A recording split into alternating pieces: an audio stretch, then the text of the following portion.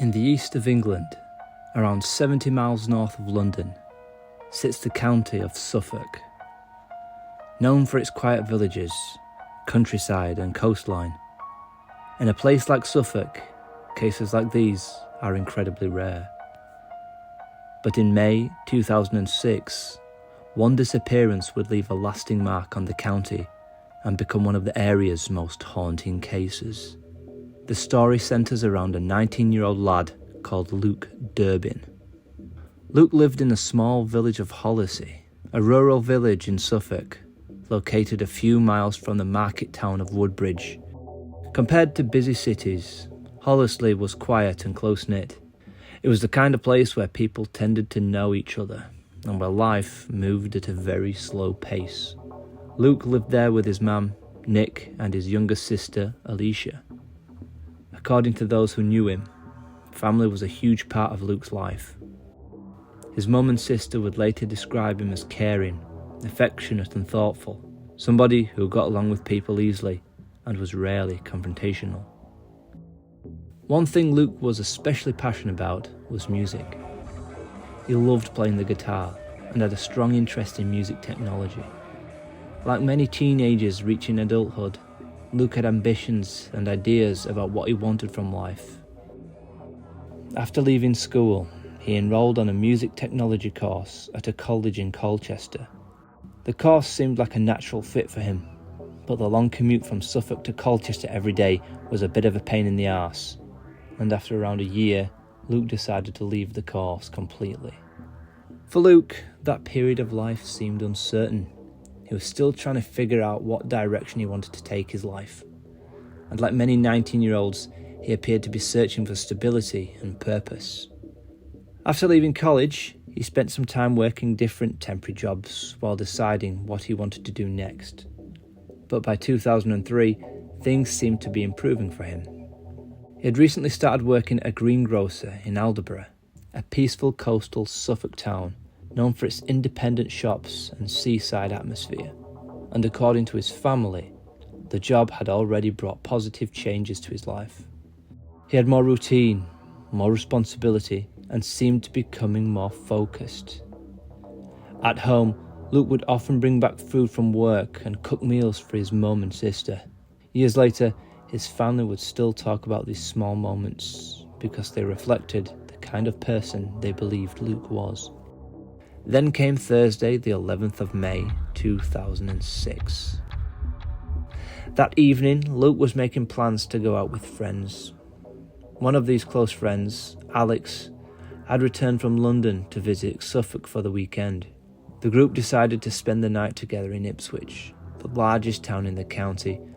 Luke was looking forward to it, enough that he had even booked the following day off work. To everyone around him, it was just another normal night out. On the evening of Thursday, the 11th of May, 2006, Luke made his way to his friend Alex's house in Woodbridge. Woodbridge is a small market town in Suffolk. On the night, Luke travelled to Alex's house on his new motorbike that he had recently just bought with his wages from his new job. The plan was simple. The friends would spend the evening in Ipswich, and afterwards, Luke would stay overnight at Alex's house rather than travel all the way back home to Hollesley in the early hours of the morning. When Luke arrived at the house, he left his belongings there, including his wallet, his mobile phone, his keys, and a change of clothes. As the evening continued, Luke, Alex, and another friend named Zach spent some time drinking together at a local pub in Woodbridge before eventually taking a taxi into Ipswich. In 2006, Ipswich had a busy nightlife scene, especially on weekends. The group eventually made their way to Zest nightclub on Princes Street. Years later, Zest would become an important detail in discussions around Luke's disappearance. The club later developed a reputation for violence and criminal activity, eventually even losing its license after a fatal shooting in December 2006. At some point in the evening, Luke's friend Alex decided he had too much and wanted to return to Woodbridge early, leaving Luke and Zach at the nightclub. For a while, the night continued normally. But sometime during the early hours of Friday the 12th of May, Luke and Zach became separated inside the club. According to Zach, he had gone to buy drinks, and when he returned, he was simply gone. At first, nothing seemed particularly alarming. Zach reported that Luke may have left with someone else, or even a girl. Sometime after being separated from his friend, Luke was seen making his way through Ipswich town centre alone. And over the next 2 hours, CCTV cameras would capture what became the final confirmed moments of his life. The first confirmed sighting of Luke after leaving the nightclub was around 2 to 3 a.m.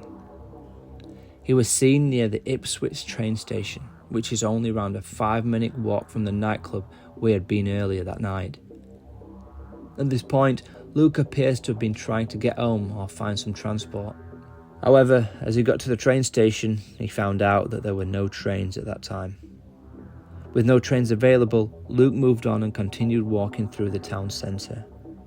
At this point in the night, Luke's situation became more difficult as he remembered he'd left his wallet at his mate Alex's house in Woodbridge. He also forgot his phone, and he didn't have any money with him at all. At approximately 3:45 a.m, Luke was seen at Hawk Express Cabs on Old Foundry Road. Here, Luke reportedly tried to arrange transport. However, because he had no money on him, this became difficult. Staff told him that he could call his mum to get bank card details so a payment could be arranged.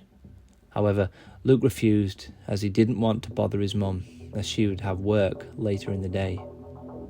CCTV and witness information suggests that after leaving the taxi office, Luke began walking back towards the direction of the town centre bus station. Then, at around 4 a.m, Luke Durbin was captured on CCTV for the final confirmed time. He was seen walking across a zebra crossing on Dog's Head Street, heading towards Ipswich bus station. Shortly after Luke is seen crossing Dog's Head Street, a silver or white Volvo 440 is recorded on CCTV in the same general area. That vehicle was then later linked to false number plates. And because of that, the vehicle became a key point of interest in the investigation. The next day, on the 12th of May, Luke's family initially assumed he was at Alex's house or had gone to work. But as the day went on and he failed to make contact, concerns began to grow. By Saturday the 13th of May 2006, Luke had officially been reported missing. Officers quickly started retracing Luke's final known steps from the night before, focusing heavily on CCTV footage from Ipswich town centre. Police also carried out wider searches across Ipswich and surrounding areas. As the investigation continued, police also received a number of reported sightings in the days and weeks that followed. One witness claimed to have seen someone matching Luke's description near Foxhall Stadium in Ipswich on the morning of the 12th of May. However, this lead did not produce any further evidence. Another report came from 2 witnesses who said they might have seen Luke in Woodbridge later that same day, between 11 o'clock and 2 p.m, travelling in a dark blue Renault. This sighting could not be confirmed either. As days turned into weeks, the case remained open, and hope slowly shifted into uncertainty and despair. The days turned into weeks, the weeks into months, and the months rolled into years. It's now 10.5 years since Luke has been missing, and we're no further forward. As the investigation continued into 2007 and beyond, further developments began to emerge. In March 2007, a classmate of Luke's reported a possible sighting of him outside the Aldwych Theatre in London. This raised the possibility that Luke may have travelled further afield after his disappearance, but once again, there was no supporting evidence. Over the years that followed, the case remained open, and occasional arrests were made in connection with potential leads.